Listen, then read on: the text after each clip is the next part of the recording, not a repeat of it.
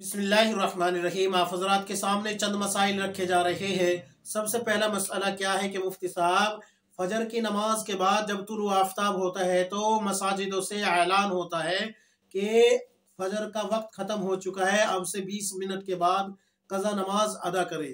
क्या ये ऐलान करना शरीयत में जायज़ है? शरीयत से इसका कोई सबूत मिलता भी है या नहीं? एक मसला तो ये। दूसरा ये कि अगर कोई शख्स जो है, ये औरत हो या मर्द, अगर कायदा आखिरा में अत्तहियात मुकम्मल पढ़ चुका है और फिर उसका वजू टूट जाए तो क्या उसकी नमाज होगी या उसको लौटानी पड़ेगी? और अगर एक तरफ सलाम फेर चुका है फिर उसका वजू टूट जाए तो अब नमाज के बारे में क्या हुक्म है? और तीसरा मसला ये कि हफ्ते के दिन यानी शनिचर के दिन, शनिवार के दिन मछली खाना कैसा है?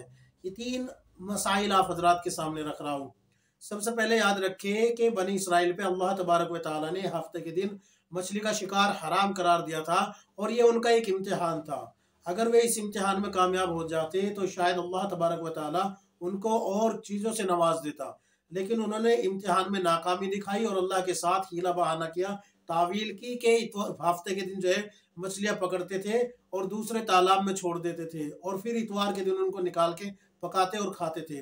तो ये तावील जो है उनकी तबाही का सबब बन गई और अल्लाह तबारक व तआला ने उसी को जिक्र किया है सूरह बकर आयत नंबर जो है 65-66 में। आप खोल के देख लीजिएगा, इसकी तफसीर खोल के देख लीजिएगा, तफसीर इब्न कसीर में भी यही लिखा है।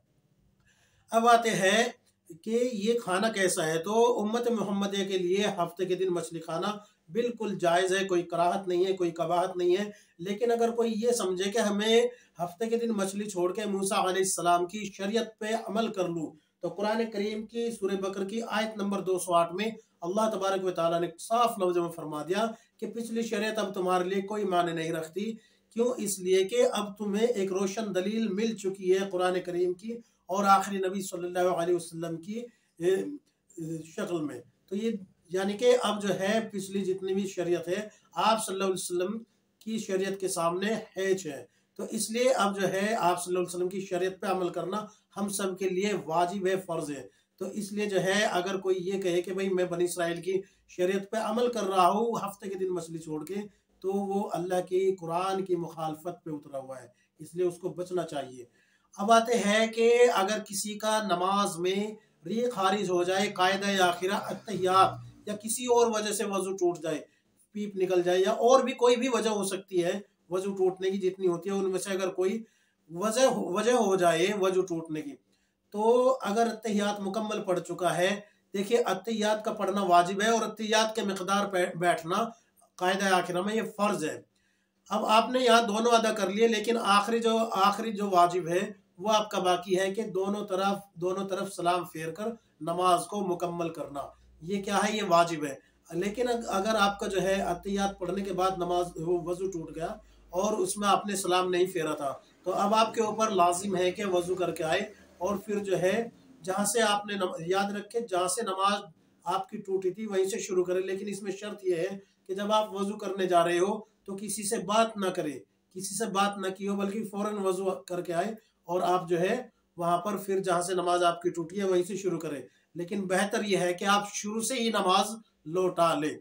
लेकिन अगर किसी ने एक तरफ सलाम फेरा था तो उसके लिए भी यही हुक्म है, उसके लिए भी यही हुक्म है। और अगर किसी ने एक तरफ सलाम फेर के दूसरी तरफ सलाम फेरा और सिर्फ इतना कहा अस्सलाम वालेकुम व रहमतुल्लाहि व बरकातुहू, ये नहीं कहा बल्कि इतना कहा अस्सलाम वालेकुम दूसरी तरफ, तो फिर उसकी नमाज दुरुस्त हो गई।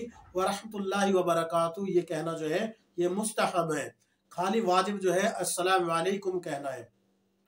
तो ये दो मसले आपके हल हो गई। लेकिन याद रखें अगर आपने जो है इसको दोहराया नहीं और फिर दूसरा वक्त हो गया, मसलन अभी जोहर की नमाज आपकी ये खराब हुई है वाजिब की वजह से और असर का वक्त हो गया, तो अब आप गुनाहगार तो हो गए लेकिन वाजिबुल यादा आपकी नमाज नहीं रही। क्यों? इसलिए कि अगर फर्ज छूट जाता तो फिर जो है नमाज ही नहीं होती, और वाजिब छूटने से वाजिबुल यादा नमाज होती है, वो भी वक्त रहते रहते हुए। अगर वक्त निकल गया तो फिर वाजिब नहीं रही। अब आते हैं मैं आप हजरात को बताने वाला हूँ ऐलान के ताल्लुक से।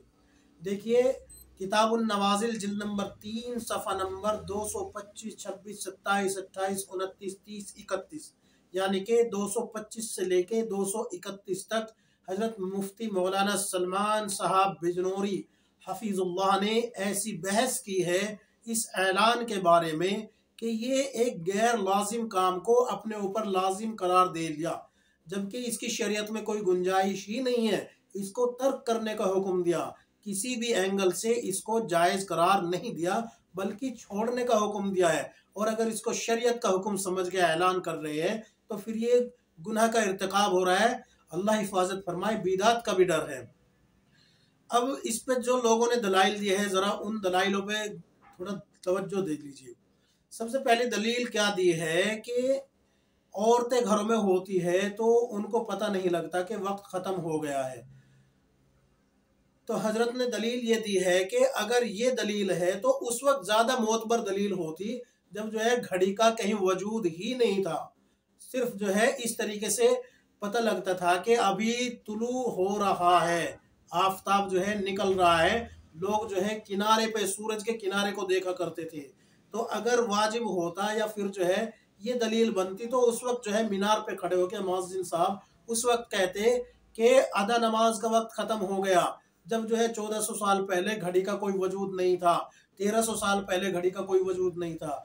अगर ये दलील है तो उस वक्त होती। आज तो हर घर में जो है घड़ी मौजूद है, हर घर में ऐसे मोबाइल मौजूद है जिसमें जो है एक एप्लीकेशन अपलोड किया जाए, डाउनलोड किया जाए और उसमें जो है आप पूरे महीने का जो है टाइम टेबल चेक कर सकते हो।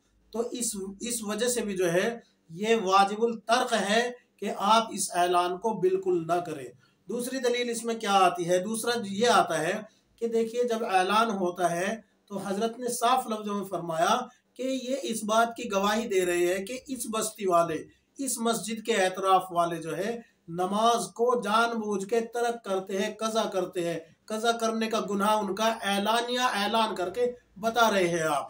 हालांकि उसमें कितने लोग ऐसे हैं जो आपके साथ जमात की नमाज पढ़ के गए हैं और कितने लोग ऐसे हैं जो सिरे से ही नमाज नहीं पढ़ते। तो आपने उनको भी और जो नमाज पढ़ के गए हैं उनको भी और जो कज़ा पढ़ रहे हैं उनको भी, सबको एक सफ में खड़ा कर दिया। सबको इस ऐलान करने की वजह से एक सफ में खड़ा कर दिया। इसलिए भी ये क्यों, इसलिए भी इसको छोड़ने का हुक्म दिया है। किताब उठा के देख लीजिए, किताबुन नवाजिल जिल्द नंबर 3 सफ़ा नंबर 225 से लेके 231 तक। और ये जो दो मसले मैंने बताए हैं, पहले में तो मैं दलील दे चुका हूँ कुरान करीम सूरह बकर आयत नंबर 65 और 66। अब जो नमाज के ताल्लुक से मैंने बताया है, इसमें जो है 3 हवाले मौजूद है। फतावा उस्मानी जिल्द नंबर 1 सफ़ा नंबर 374, इसी तरीके से मराक़िल फलाज सफ़ा नंबर 95 और दुर्र मुख्तार जिल्द नंबर 1 सफ़ा नंबर 468। ये तमाम मसाइल आप हज़रात को यहाँ पर मिल जाएंगे। अल्लाह तबारक व तआला हम सबको किताब और सुन्नत के मुताबिक ज़िंदगी गुजारने की तौफीक अता फरमाए। याद रखें, ऐलान करना दुरुस्त नहीं है मस्जिद से ये ऐलान करना कि मोहतरम हजरात अदा नमाज का वक्त ख़त्म हो चुका है, फजर की नमाज का वक्त ख़त्म हो चुका है, अब से 15 या 20 मिनट के बाद कज़ा नमाज अदा करें, इसकी कतअन इजाज़त नहीं है शरीयत में। मैं फिर कह रहा हूँ, किताबुन नवाजिल आप उठा के देख लीजिए, जिल्द नंबर 3 सफ़ा नंबर 225 से लेके 231 तक कुतुब खाना नईमिया की छपी हुई है, देख लीजिएगा। अल्लाह तबारक व तआला हम सबको किताब और सुन्नत के मुताबिक ज़िंदगी गुजारने की तौफीक अता फरमाए। आमीन या रब्बुल आलमीन।